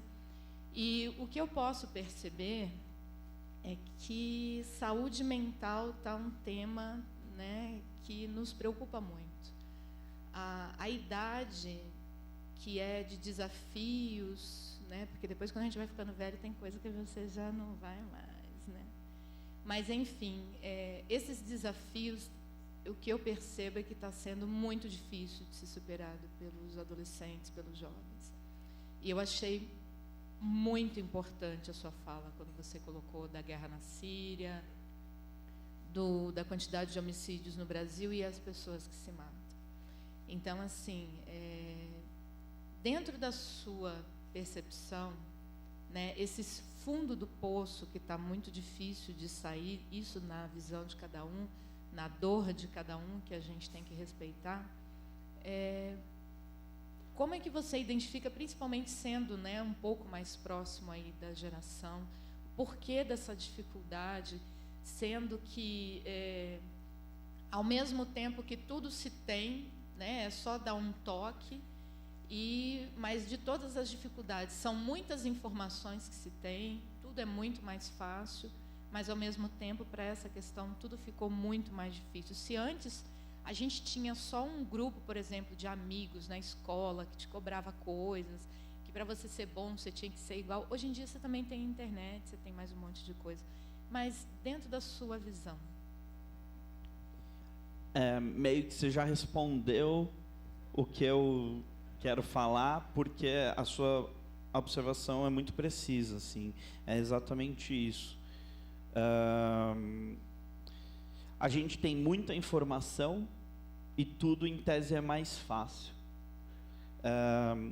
Óbvio, se vocês colocam no lugar de vocês, vocês podem até achar, porra, a minha vida não é fácil, tipo, não sei o que, a minha tem um monte de merda e tal, não sei o que, e é natural, vão ter, mas comparado com as outras gerações, a de vocês é muito mais fácil. Agora tem um ponto pelo qual ela não é difícil, pelo qual ela é muito mais difícil. Por que ela é mais fácil? Porque em algum momento, algum familiar de vocês olhou para você e falou, meu filho, minha filha, eu não quero que você passe pelo que eu passei. E quando ele fala isso para você, ele arranca o seu poder de conquista. Por quê? Porque logo quando ele está vendo você se ferrar e cair no fundo do poço, ele lembra de quando ele caiu. E aí ele lembra quão difícil foi. E quando ele lembra quão difícil foi, ele tenta te arrancar a qualquer custa. Eu tenho 2 milhões de usuários. Sabe quantos mil são pais? 100 mil. 100 mil usuários que foram lá e fizeram o currículo do filho no meu site. O moleque não tinha competência para fazer um currículo. E o pai que inscreveu ele no processo seletivo. Aí o menino não passa no processo seletivo, o pai me liga. Imagina esse sentimento. Olha, eu queria saber por que meu filho não passou. Mas como assim? Se vocês estão deixando os pais de vocês fazerem isso, é porque o fundo do poço de vocês vai ser maior ainda. Porque vocês não estão passando pelos desafios que vocês estão se metendo. E o processo disso não é só de, como é que eu vou dizer, em se empoderar no que é o sonho de vocês, mas também não deixar que eles tomem as decisões por vocês. Porque quando vocês deixam eles tomar a decisão por vocês, eles estão tirando a coisa mais linda que vocês podem ter, que é o poder da conquista de vocês, conquistar aquilo que está no coração de vocês. Ninguém entende mais do que vocês aquilo que está no coração de vocês. Quanto mais cedo vocês se empoderam, mais importante é. E tem uma segunda, isso é a parte que é meio que, por isso que está mais fácil, porque tem gente fazendo por vocês. E agora tem um outro motivo pelo qual é mais difícil. Meu pai, quando tinha minha idade, se ele precisasse encontrar 10 artigos importantes, não existia internet, não existia WhatsApp, não existia nada, ele levava uma semana para achar 10 artigos. Pensa que ele vai fazer um trabalho da faculdade. Hoje, para qualquer um de nós encontrar 10 artigos importantes, 5 minutos. E ele levava uma semana. A informação está crescendo demais. Só que a capacidade do cérebro de processar essa informação, a minha é a mesma de quando meu pai tinha a idade que eu tenho hoje. Então, concluindo, a informação ela é muito maior, mas muito maior, e o nosso cérebro não evoluiu tão rápido quanto os computadores evoluíram. Dado que isso está acontecendo, a gente tem dificuldade de processamento. E aí vocês estão recebendo milhares de estímulos o dia inteiro e não conseguem entender o que realmente conecta com vocês. Então, a gente está vivendo um momento de paradoxo da escolha para tudo. A gente não sabe escolher. E dado que a gente não sabe escolher, E aí a dica que eu dou para vocês é: escolhe uma e vai. Vai com medo mesmo, mas escolhe uma, entendeu? Não fica no, não sei, que não vou, que não... Vai. Encara, e no meio do caminho a gente vai mudando. A gente vai mexendo, a gente vai mais para um lado, vai mais para o outro, mas encara. Quanto mais você fica bom para encarar as escolhas que te aparecem, mais você está entendendo qual que é o manual da vida, sabe? O manual de como a gente precisa seguir, mas vai encarando. E a segunda coisa, quando a gente fala sobre o processo de, até mesmo dos fundos do poço, a minha maior dica é sugerir a vocês para conversar. Tem um monte de coisinha que está no coração de vocês que só fica com vocês. Não deixa para dentro, passa para fora. Tira isso do coração de vocês, porque se deixar muito lá dentro, vocês não vão aguentar. E aí vai ter uma hora que vocês não sabem. A importância de escolher para quem você fala é tão grande quanto as coisas que estão dentro de você. Mas isso com o tempo você vai descobrir para quem você fala. Primeiro começa falando, depois você vai descobrindo para quem você vai falar e para quem mais faz sentido falar. Eu não sugiro que vocês falem no começo para o pai e para a mãe, porque o pai e a mãe só vai ter dó de vocês e vai se sentir mal.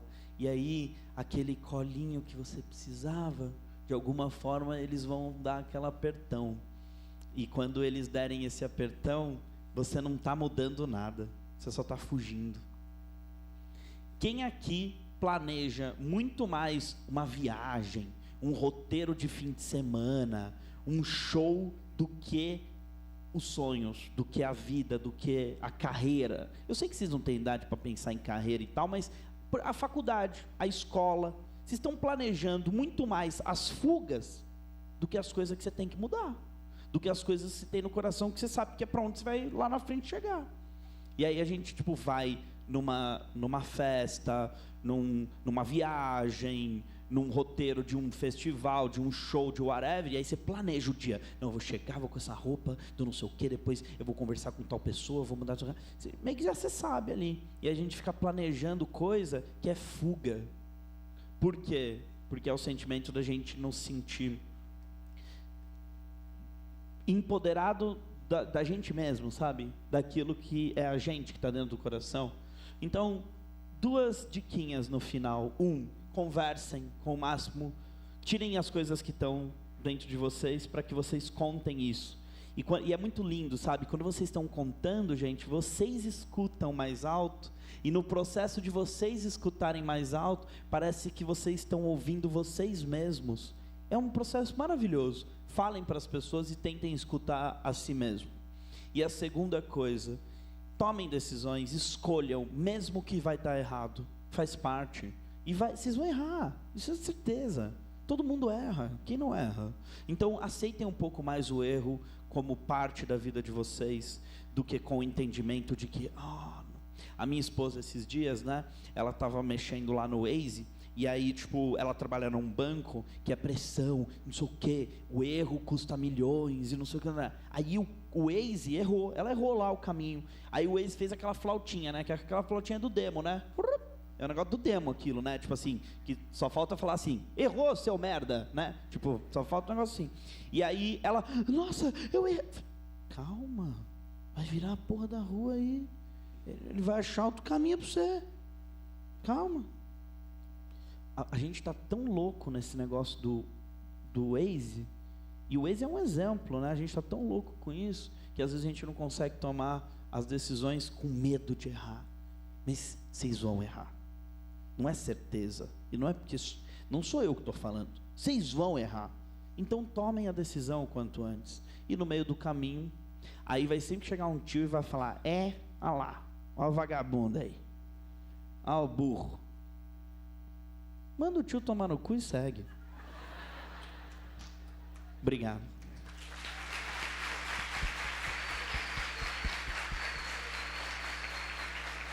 Alguém tem mais uma pergunta? Lá no fundo. Quem que é? Eu quero ouvir pergunta da criançada aqui. Depois eu falo com você, a gente faz pergunta de você. Deixa eu ver, quem tem pergunta aqui? Fala aí, caralho.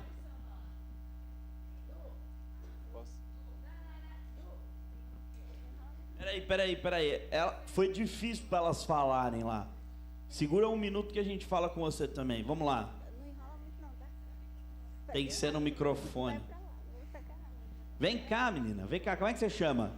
Agora já era, filha. Você tá pior que a... Tá pior que a Arielle aqui, ó. Já apareceu pra caramba na TV. Já viu o Tinderlela bombando. Vem. Como é que você chama? Ingrid. Não quer falar no microfone. Então faz a pergunta aqui, eu falo pra todo mundo o que você perguntou.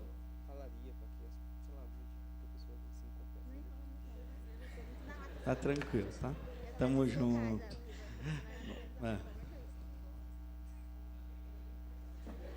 Entendi. Ela perguntou assim, existe uma diferença entre você fazer o que ama ou você aprender a amar o que faz? É diferente. Complexo. Pergunta maravilhosa dessa menina. Vai longe essa, hein? Isso tem uma diferença muito grande. E eu acho que fazer o que ama é um estágio da vida. O que eu quero dizer com isso? É um modelo, é um estilo de vida que você vai levar. Tem estilos de vida totalmente diferentes. O meu estilo de vida é trabalhar pra caramba e depois pegar o dinheiro e gastar tudo em festa, por exemplo. O estilo de vida que eu acho que faz mais sentido é você descobrir aquilo que você realmente ama fazer e entender que sim, aquilo pode mudar, mas naquele momento, é aquilo onde você mais vai estar realizado. E pode ter certeza, de primeira você não vai conseguir. Você não vai conseguir de primeira. Você vai aos pouquinhos entendendo e chegando lá. Só que quando você chega, o nível de felicidade é tão legal, você sente que você conquistou uma coisa tão bacana e só você chegou àquilo porque foi difícil. Ninguém quer, eu vou dar um exemplo muito bobo e feio. Ninguém quer casar com a pessoa que você conseguiu ficar nos primeiros minutos. Você nem tentou. É a mesma coisa com o sonho. É a mesma coisa com a vida. Deixa tentar. Gera conquista, sabe? Para a pessoa olhar e falar, foi difícil. Você valoriza mais o que é difícil. O que é fácil, você não valoriza tanto. Com vida, com o que a gente ama fazer e com os nossos sonhos, é a mesma coisa. Obrigado. Tem uma pergunta aí do meio? Fala aí. Bom dia. Meu nome é Carlos. Fala aí, Carlos. Eu queria uma opinião sua, uma pergunta. A questão que você falou que o sentido da vida é a pessoa se amar e ser amada. E isso, consequentemente, vai fazer com que a pessoa encontre o seu norte. Mas existem pessoas que não se sentem, não se amam. Isso. E isso é muito complicado. Muito. Então eu queria saber aquilo que você pensa, aquilo que você acredita, Muito alguma legal. coisa que você quer dizer para que possa ajudar essas outras pessoas que não conseguem se encontrar. Linda a sua pergunta e super profunda também. Estou muito feliz de estar aqui. Obrigado. O que é ser amado? Desculpa, o que é amar? Quando eu falo amar e ser amado, é que eu falei o básico, tá? Tem um nível mais complexo. Vamos para o complexo. O que é o amar e ser amado? Na verdade, o amar do ser amado é amar a si próprio. A gente não ama ninguém, a gente ama a gente e por isso a gente é feliz. Então, se você construir uma relação com uma pessoa que você ama muito, muito, muito, muito, é porque você está bem com você. E o processo mais difícil de você sentir amado é quando você sente ouvido e útil. E como faz para você sentir amado? É quando você ouve você mesmo. Ouvir não é tá bom, e foda-se. Não, é ouvir e aprender e vivenciar aquilo e saber que aquilo vai estar dentro do coração. Vou dar um exemplo. Quando você está lá conversando sobre as coisas que você tem dentro de você com alguém e você quer expor aquilo, você quer colocar aquilo para fora, no final essa pessoa está ali te escutando como parte do processo, mas no final você está falando para você mesmo. E quando você fala para você mesmo, você se empodera. Então, um dos atos de você amar a si próprio começa com se escutando, com ouvindo de verdade o que teu coração está dizendo a respeito daquilo. Entendeu? E a segunda coisinha é quando você começa a ver que tudo aquilo que você está colocando no dia a dia tem uma utilidade para algo. Eu, por exemplo, é o que eu disse, eu me sinto muito útil aqui. Eu estou conversando com vocês, o nível das perguntas que estão vindo, de alguma forma me gera um nível de utilidade. Só que eu fiquei 15 anos para aprender tudo isso. 14 anos, na verdade. 14 anos, não sei o quê. E óbvio que eu ainda tenho muito mais o que aprender, muito mais. Acho que eu não sei nem 1% do que eu queria saber. E desses 14 anos, hoje, obviamente, eu me sinto mais útil. Só que não vai ser uma coisa tão rápida, sabe? Como é que você... Se você conseguir tirar as meias do meio da sala, as suas meias, não precisa, porque a primeira coisa que a gente faz é, preciso tirar a meia do meio da sala. Aí você vai lá, arranca a sua e já fica olhando a de quem está lá também. Entendeu? A tua meia também está. Não é competição com o irmão, não, com o primo. É teu negócio. Tira a tua e vai. Se o outro está deixando a dele, é problema dele. Mas primeiro tira a tua. E quando você tira a sua primeira meia, vamos assim dizer, do meio do quarto, ou arruma um pouquinho dessa tua bagunça, e aí depois está cheio de notícia na internet que fala assim, as pessoas que têm os quartos desarrumados são as pessoas mais criativas e tal, não sei o que e tal. Mentira, bullshit. O jornalista é um zonão, entendeu? Que escreveu esse negócio. Tudo desorganizado, a vida dele está tudo fodido, cagada. Mas o ponto que eu quero dizer respeito a isso é como é que você vai tirando essas meias do meio do quarto e ouvindo a você perante aquilo que você começou a aprender, se autoconhecendo, sabe? É um processo super complexo, não é fácil, mas eu acho que as duas primeiras coisas tá em você contar o que você está sentindo no seu coração e se ouvir. E aí quando você começa a ver isso, você vê que tem um monte de coisa legal aí acontecendo aí dentro. Todo mundo tem sonhos e coisas bacanas dentro de si. Você só precisa jogar isso para fora e imaginar que um dia é possível. Quando eu... Para onde que está gravado isso? Só para eu ter uma ideia. Mas tem gente vendo? Tá passando onde? TV Câmara? Mas é regional. Regional. Fica no YouTube. Então... Fodi. Tá, não é que eu ia contar um negócio que eu queria saber qual é o meu nível de exposição. Vou contar.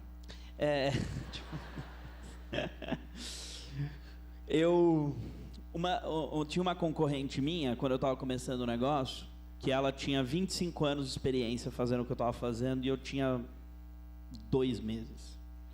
E aí eu fui conversar com ela e ela meio que olhou para mim e falou assim: sabe, toda semana chegam meninos aqui, meninas querendo fazer uma startup ou uma empresa. No final, nenhum consegue. Cara, todo dia que eu olhava no espelho, eu falava: eu não sei merda nenhuma dessa porra, mas eu vou aprender. Entendeu? E aí você começa a se amar pelo processo de que você pode, até mesmo quando você não pode. As pessoas que fizeram as coisas maiores não tinham nenhuma condição para fazer, mas fizeram. Por quê? Porque elas começaram a se amar no processo de fazer. Hoje, metade desse mercado é nosso. Em 5 anos, ela tem 30. E a gente está caminhando para ser a maior plataforma de vagas do Brasil.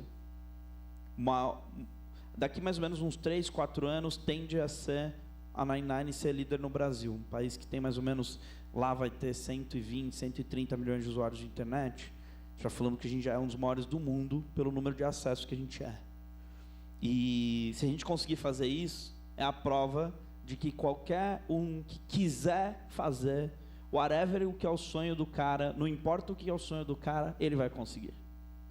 Pode levar um pouco mais de tempo, para uns mais, para outros menos, mas ele vai conseguir. Porque não importa o dinheiro, não importa quem estava do lado, importa que ele queria fazer. E quando você vai fazendo isso, você vai se amando, porque você vai ouvindo o que tem dentro de você, no processo que eu falei de começar com escutar você, e você escuta seu sonho. O meu sonho não era ferrar a tia lá, apesar de estar ferrando um pouco.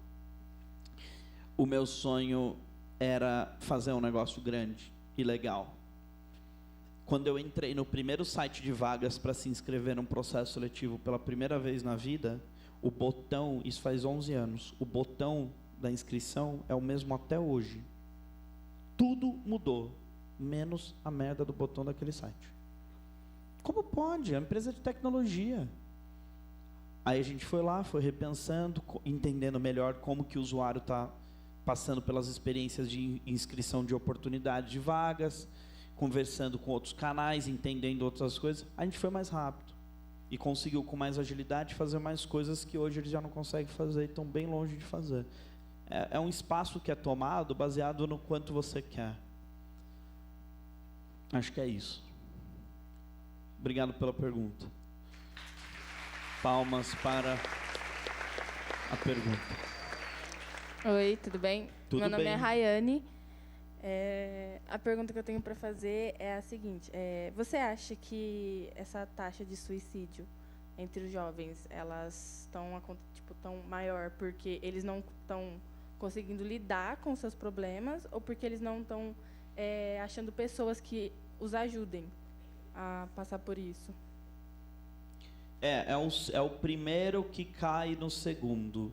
Então, eu não sou o maior especialista nisso, tá? Então, eu até tenho receio do que eu posso responder aqui para vocês, porque às vezes eu estou falando uma coisa, mas eu estou falando da minha cabeça, pelo amor de Deus. E não sou psicólogo, não sou especializado, não sou. Mas eu acho que sim, as pessoas, não conseguem se entender com as suas questões, com aquilo que gerou, e elas entendem que faz mais sentido elas irem embora do que ficar aqui para resolver seus problemas, entende? E também tem, óbvio, algumas questões que são bem químicas do cérebro, que não está deixando você sair daquilo que você se meteu. E isso interfere consideravelmente. Mas um dos maiores motivos pelos quais a depressão vai ser a doença do momento e tende a só piorar, infelizmente, ao meu ver, é porque a gente não está conseguindo, vamos assim dizer, se sentir satisfeito com as nossas microconquistas, com as coisinhas que a gente já conseguiu, quando a gente se compara, sabe? Tem um menino lá na 99, A gente, tipo, pensa assim, né? Você tem uma startup, aí, tipo, você começa a aparecer na notícia, você, tipo, não eu, mas a empresa como um todo, você começa a aparecer notícias, começa a fazer o quê? Um monte de gente se atrai. Aí a gente contratou um monte de gente lá que era das melhores universidades. E aí os papos no almoço, assim, eram, tipo, sei lá, MBA, coisas assim. E aí eu falei, isso aqui tá errado. Aí eu fui lá e contratei um menino que ele tinha saído da cadeia. Ele ficou 21 anos, ele saiu da cadeia com 21, ele ficou 1 ano e meio na cadeia por tráfico de drogas. E aí, tipo, o papo antes do almoço era MBA e virou PCC. E eu fiz isso para hackear o sistema mesmo. Eu achava que ali não tinha... A galera ali não entendia o que era o Brasil. Esse moleque, ele não faz, tipo, uma função, sei lá...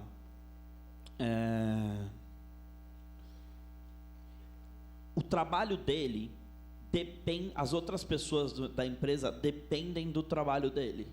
Então não é tipo assim, o cara, sei lá, nada contra, tá? Mas o cara faz uma limpeza no chão. No dia da manhã que ele não quiser mais trabalhar, troca por outra pessoa que limpa o chão. Não, o cara faz edição de vídeos focados em marca empregadora para empresas que faturam no mínimo 1 bilhão no ano. É super específico. E a gente que colocou ele nesse caminho. Hoje, tudo que ele está fazendo e construindo lá, ele não tem nem noção do que talvez outros amigos dele teriam e tal.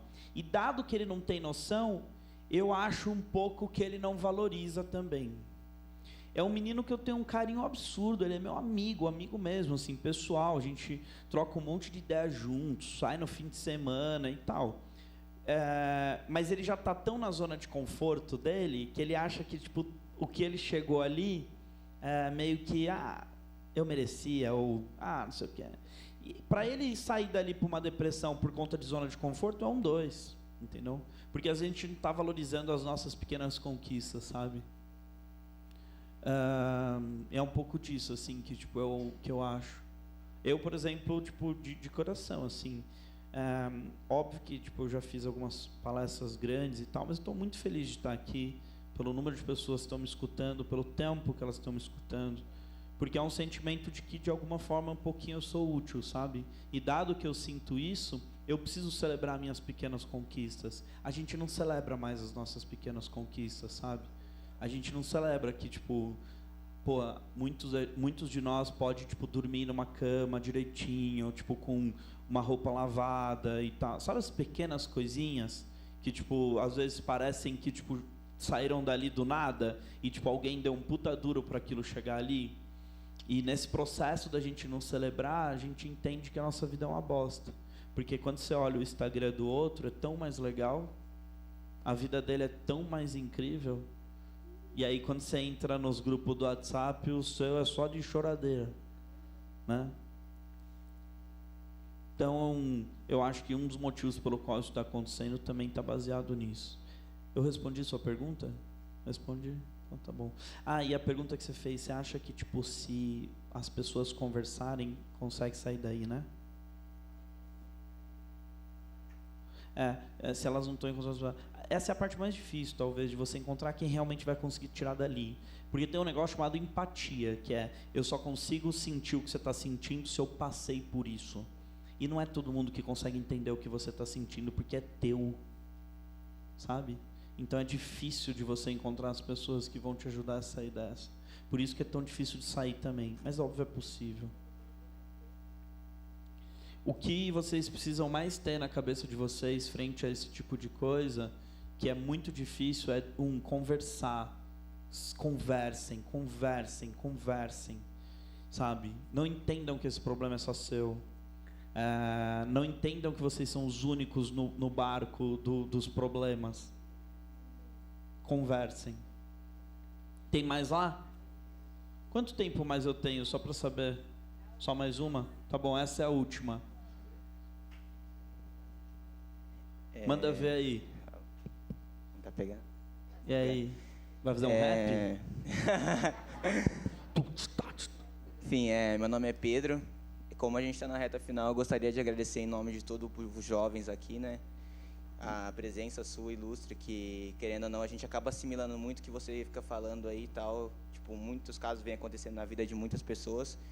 E a pergunta que eu tenho para fazer é o seguinte, referente ao assunto quando você se vê no fundo do poço, o que te impulsiona, o que fala assim, não, eu não vou desistir, o que eu vou continuar, o que tipo, impulsiona você é continuar sempre, de cabeça erguida? Uhum. Essa é a minha pergunta. Muito boa pergunta.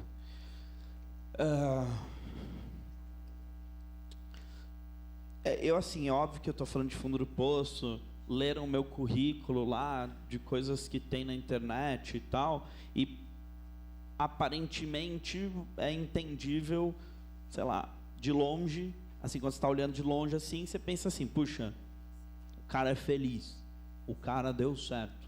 Só que as pessoas que, tipo, deram certo, nunca acham que deram certo. Elas sempre estão buscando mais e mais e mais e mais. Isso que ela escreveu ali, não é que eu quero que ela falou lá no comecinho, não é o que eu quero que escrevam na minha lápide. Eu quero fazer ainda muito mais coisas, mas muito mais. E o sentimento que eu tenho de quando eu estou no fundo do poço, tô lá e estou meio ferrado naquilo que eu me meti, e de coração isso acontece quase todos os dias, eu olho ali e falo, mano, faz parte, tamo junto, e isso aqui é um processo. Quando você entende que o fundo do poço é o final, aí deu ruim. Fundo do poço é um processo, é um momento, é metade da tua jornada. Só que você precisa aprender com ele. E aí quando você aprende com ele que você consegue sair. E nunca é tentando de uma vez só, é tentando várias vezes a sair. No começo do ano, a gente teve que demitir umas pessoas por conta de grana mesmo. A gente estava sem grana. E agora a gente fechou o ano como um dos melhores anos da empresa, assim, tipo, em número de elogio, em número de entrega. Na metade do ano a gente fechou o maior contrato da história da empresa. Depois a gente fechou o segundo maior contrato da história da empresa. E hoje, tipo, eu tenho os meus maiores clientes, são empresas que eu nem tinha ano passado. Então, no começo do ano, tudo entendia que a gente ia pro buraco. E agora a gente fechou o ano como se fosse um dos melhores anos das nossas vidas, sabe? E o que eu quero dizer com isso é que, tipo, tem que entender que faz parte. Quando você assume que aquilo faz parte, você não vê como final. E aí, quando você não vê como final, você decide lutar e não se render. Beleza? É nóis. Vamos tirar uma foto?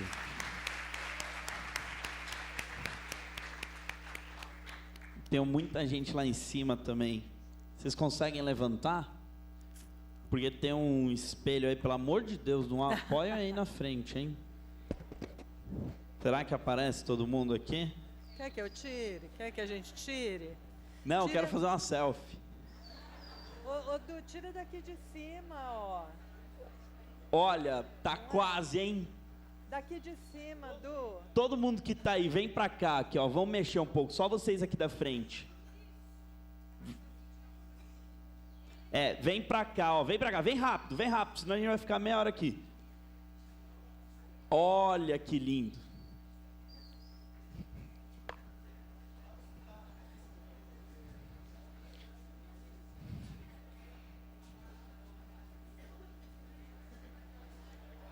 Agachada aí, né, mano?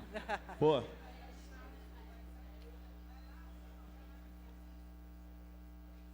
Agora o que vocês vão fazer? Vocês vão gritar assim, ó. Faça o que você ama. Bem grande, hein? Bem alto. Peraí, no 3, galera ansiosas. Ó, você é a que mais vai aparecer, hein? Você tem que falar faça o que você ama mesmo. Vamos lá. 3, 2, 1. Mais forte. Valeu. Obrigado, galera, de coração. Obrigado mesmo.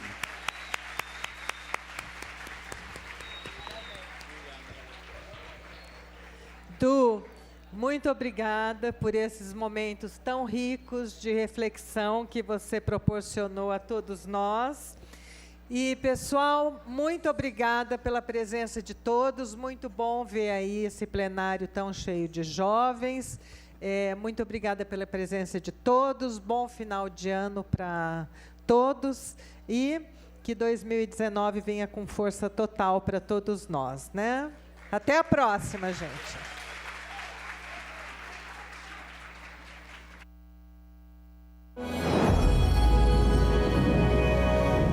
TV Câmara, Campinas.